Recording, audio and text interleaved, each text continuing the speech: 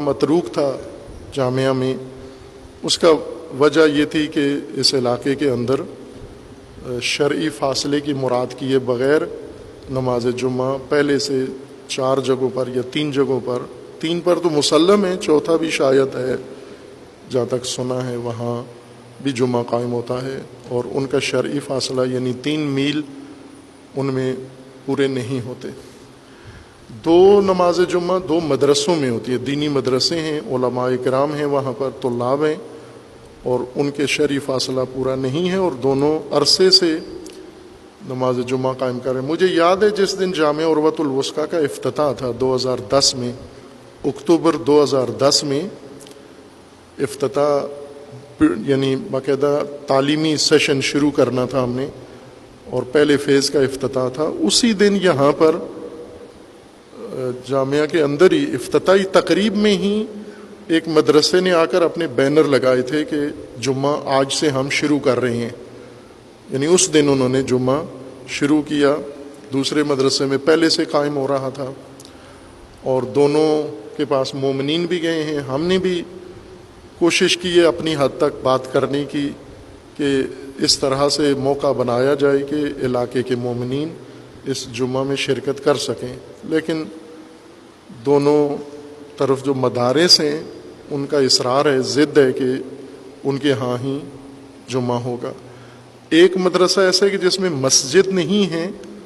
ایک ہال ہے، اس کے اندر جمعہ پڑھتے ہیں۔ دوسرا مدرسہ ہے اس میں مسجد تو ہے، نمازی نہیں ہے، 7-8 نمازی ہوتے ہیں جمعہ قائم کرتے ہیں وہاں پر۔ اب میں باقی نہیں ذکر کرتا کہ شرائط باقی ہیں یا نہیں ہیں، وہ خود مومنین کا کام ہے احراز کرنا کہ آیا واجد و شرائط ہیں، لیکن شرعی فاصلہ پورا نہیں ہے۔ جامعہ میں الحمدللہ اللہ تعالیٰ کے لطف و کرم سے اس وقت یہ کہا جا سکتا ہے کہ پاکستان میں شیعہ مکتب فقہ کے مطابق جو پیروان اہل بیت ہیں ان کے پیروکاروں میں نماز جماعت روزانہ کی یومیہ نماز جماعت جتنی تعداد میں جامعہ میں ہوتی ہے اتنی شاید پورے پاکستان میں نہیں ہوتی ہوگی، ممکن ہے ہو، میں چونکہ تحقیق نہیں کی ہوئی، لیکن جو عمومی صورتحال ہے اس کے پیش نظر یہ گمان ہے کہ جتنی تعداد یہاں روزانہ نماز میں ہوتی ہے تقریباً 1000-2000 کے لگ بھگ، 1000 سے 1500 تک، 2000 تک ایک ایوریج رہتی ہے، اوپر نیچے ہوتی رہتی ہے، جس بعض ایام میں زیادہ بھی ہو جاتے ہیں۔ تو سب سے بڑی جمعیت یہاں ہے، اور یہ جمعیت نماز جمعہ سے اس وجہ سے محروم تھی کہ علاقے میں جو نماز جمعہ ہوتا ہے اس میں یہ شرط نہیں ہے شرعی فاصلے والی، اور دوسرا یہ کہ یہ اتنی جمعیت 1000-1500 اگر جائیں کسی دوسری جگہ، برفرض اگر شرائط جمعہ ہوں وہاں، تو باقی مسائل اس میں ہیں، اتنی جمعیت کا وہاں جانا کہ خود وہاں مقامی اس مرکز کے جو شرکاء ہیں 5-7 ہیں، تو 7 آدمی جمعہ قائم کریں، 1500 دوسری جگہ سے اٹھ کر وہاں شرکت کریں، تو یہ بھی کوئی معقول کام نظر نہیں آتا ملکی حالات کے پیش نظر جو سیکیورٹی اور امنیت کے حوالے سے یہاں موجود ہیں۔ یہاں بھی ہم نے شروع نہیں کیا ہوا تھا، اسی وجہ سے کہ جب 2-3 جگہ پہلے ہی ضد کی بنیاد پر یہ کام ہو رہا ہے تو ایک نیا نماز جمعہ شروع کرنا شاید مصلحت نہ ہو، لیکن ساتھ ہی اس مصلحت کی وجہ سے جو عموماً ہم مصلحت کی وجہ سے دین چھوڑ دیتے ہیں، مصلحت کی وجہ سے فرائض چھوڑ دیتے ہیں، مصلحت کی وجہ سے اہم امور ترک کر دیتے ہیں، مصلحت نے ہمارا بیڑا تباہ کیا ہوا ہے، غرق کیا ہوا ہے۔ اس مصلحت کوشی نے حق چھپاتے ہیں، کتمان کرتے ہیں، حقیقت نہیں بتاتے مصلحتوں کی خاطر۔ وہ مصلحت جو ہمیں دنیاوی امور میں تو حاصل ہو رہی ہے، لیکن ہماری آخرت، ہمارا دین، خود ہمارا تقویٰ اس سے متاثر ہوتا ہے کہ کیسے با تقویٰ ہیں، کیسے مثلا علمی مرکز ہے کہ اگر نہیں ہے وہاں پر شرکت کی صورت بعض وجوہات کی بنا پر جن کی طرف اشارہ کیا ہے، تو کوئی چارہ جوئی تو دین کے اندر ہوتی ہے، اور وہ ہے موجود، جیسا الحمدللہ آج سے اللہ تعالیٰ نے توفیق دی ہے کہ فتاویٰ بھی ہیں امام راحل کے اور رہبر معظم کا بھی فتویٰ ہے، اور کافی ہے ولی امر مسلمین کا فتویٰ تمام فتووں پر فوقیت رکھتا ہے۔ اگر ولی امر مسلمین فتویٰ دے دیں تو پھر کسی اور فتوے کی طرف رجوع بھی نہیں کرنا چاہیے، نہ مقلدین کو نہ غیر مقلدین کو، وہ کافی ہوتا ہے، مجزی ہوتا ہے۔ اگر نہ کہوں کہ لازم الاتباع ہوتا ہے، مجزی ہوتا ہے۔ حکم تو سب کے لیے ہے، بے شک کوئی مرجع تقلید ہو، مجتہد ہو، جو بھی ہو، حکم ولی سب کے لیے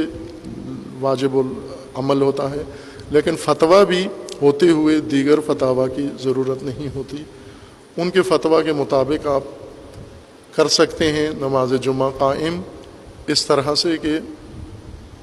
خطبہ زوال سے پہلے بھی ہو سکتا ہے امام کے فتویٰ کے مطابق ہی اور رہبر کے فتویٰ کے مطابق بھی، لیکن وہ خطبہ حتماً زوال کے اندر وقت میں شامل ہو۔ مثلا زوال سے پہلے آپ خطبہ شروع کر دیں، لیکن اس خطبے کا ایک حصہ حتماً زوال ظہر کے اندر بھی ادا کیا جائے، جیسا کہ ہوا ہے ابھی مثلا زوال ہو چکا ہے اور خطبہ کا دوسرا حصہ وقت کے اندر آ گیا ہے، تو وہ شرط حاصل ہو جاتی ہے۔ اور جو نماز پہلے قائم کی جائے وہ نماز درست ہے، نماز جمعہ۔ اب یہ نماز جمعہ دوسروں کے مزاحم نہیں ہے، پہلے سے جنہوں نے نماز جمعہ قائم کی ہو یہ 4 جگہیں، انہیں کوئی اس سے اثر نہیں پڑے گا، نہ ہی ہمارا ان سے کوئی ضد یا ان کی ضد میں نہیں کر رہے، بلکہ یہ جو ترک اطاعت و ترک واجب کیا ہوا تھا اور جس پر اللہ کی بارگاہ میں استغفار بھی کرتا ہوں، میں اپنی حد تک توبہ بھی کرتا ہوں، معافی بھی اللہ تعالیٰ کی بارگاہ میں طلب کرتا ہوں کہ یہ ہم نے مصلحت اندیشی و مصلحت کوشی کی خاطر اس کو چھوڑا ہوا تھا، اس فریضے کو، جبکہ گنجائش نہیں تھی۔ جس طرح کی تاکید ہے نماز جمعہ کی، اس کے مطابق اس کی گنجائش نہیں تھی۔ ادھر کوششیں کی ہم نے کہ کوئی صورت بن جائے، لیکن وہ حضرات راضی نہیں ہوتے، بلکہ بہت ہی نامعقول وجوہات سے۔ مثلا ایک مدرسے کے جو متولی ہیں ان سے کہا گیا کہ آپ دستبردار ہو جائیں، تو انہوں نے کہا کہ شرعی فاصلہ پورا ہو جاتا ہے اگر آپ یو ٹرن لے کر آئیں، یعنی سیدھے نہ آئیں، آپ جا کے پہلے فیروز پور روڈ پہ چلے جائیں، پھر کلمہ چوک سے یو ٹرن لے کر آئیں، تو 5 کلومیٹر سے زیادہ بن جاتا ہے، تو 5 کلومیٹر ہی طے کرنا ہے نا، تو آپ گھوم کے چکر شکر لگا کے پورے کر لیں۔ اب یہ مذاق جب دین کے ساتھ ہو تو پھر ظاہر ہے کہ نہیں ہو سکتا اعتماد۔ تو ظاہر ہے کہ جو جمعہ کی اہمیت ہے، افادیت ہے، وہ 10 سال تو ہو گئے ہیں، اور اس 10 سال میں کوئی آگے امید بھی نہیں ہے جس طرح کے ان کے عزائم ہیں، تو پھر مناسب راستہ یہی ہے کہ یہاں پر ہم نماز جمعہ اس ترتیب سے جو امام و رہبر معظم کے فتویٰ کے مطابق بھی ہے اور درست بھی ہے کہ ہم نماز جمعہ اس طرح سے انشاءاللہ قائم کریں گے کہ وقت کے زوال سے پہلے انشاءاللہ خطبات شروع ہو جایا کریں گے، اور ایک حصہ خطبے کا زوال کے اندر انجام پائے گا تاکہ شرعی تقاضا پورا ہو جائے اور نماز اپنے وقت پر ہوگی۔ اور چونکہ یہاں کے نمازی ادھر تاثیر گزار نہیں ہیں اور وہاں کے نمازیوں نے ظاہر یہاں نہیں آنا، چونکہ وہاں جو نمازی جاتے ہیں وہ 1 بجے ہی جاتے ہیں، جنہیں چھٹی 1 بجے ہوتی ہے، تو یہاں انہوں نے نہیں آنا، ادھر والوں نے ادھر نہیں جانا، لہٰذا اس کا انہیں کوئی نقصان نہیں ہوگا۔ اور میں مجدداً بارگاہ خدا میں استغفار کرتا ہوں، استغفر اللہ و اتوب علیہ، جو کچھ ہم نے یہ اس مدت میں نہیں کیا مصلحت کی خاطر کہ یہ کیا تاثر پڑے گا، کیا فلاں ہوگا، اور شاید وہاں گنجائش نکل آئے، لیکن اصل کام یہی تھا جو آج سے شروع ہوا ہے کہ یہ پہلے دن سے ہی اہتمام کر لینا چاہیے تھا۔ بہرکیف اتنی جمعیت کا اس واجب سے محروم رہنا درست نہیں ہے۔ اور جس طرح محقق علماء شہرت یہ ہے کہ واجب تخیری ہے، میں یہ عنوان کر دیتا ہوں، مطلب وضاحت اس کی بعد میں کروں گا انشاءاللہ۔ شیعہ میں فقہا میں یہ شہرت ہے کہ واجب تخییری ہے.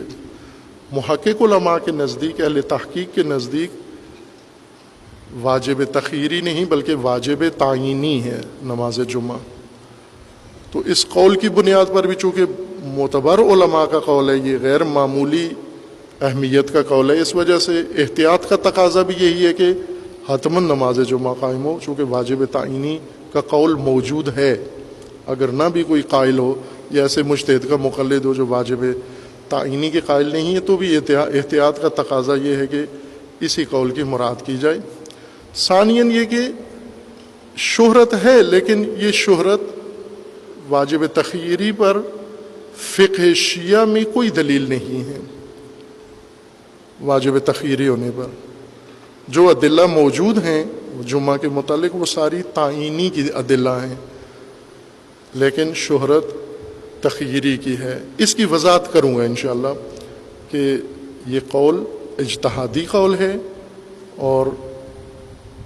کس مبنا پر یہ شہرت پیدا ہوئی ہے وہ بھی اشارہ کروں گا جس حد تک ضروری ہے. اللہ تعالیٰ سے دعا ہے خداوند تبارک و تعالیٰ ہم سب کے و تمام مومنین کے تقصیرات، قصورات اور کوتاہیوں کو معاف فرمائے انشاءاللہ، اور جو مومنین اس دنیا سے گزر گئے ہیں اللہ تعالیٰ ان کی مغفرت فرمائے، اور خداوند تبارک و تعالیٰ مومنین کو آفات و بلیات سے محفوظ فرمائے، اور زلزلہ زدگان جو کشمیر میں